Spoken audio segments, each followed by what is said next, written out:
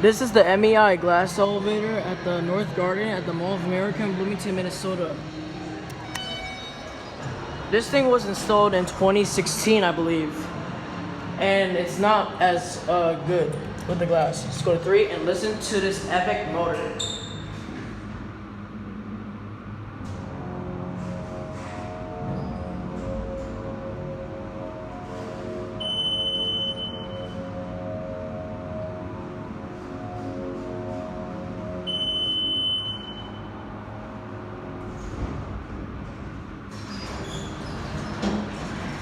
That motor was totally epic.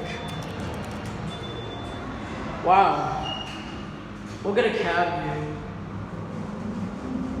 It's a very nice elevator. It's actually very big, very spacious, bigger than a freight elevator.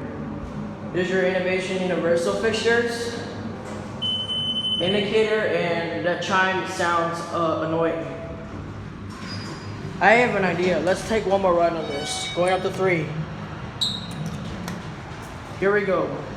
Let's look out the glass. Not much to see.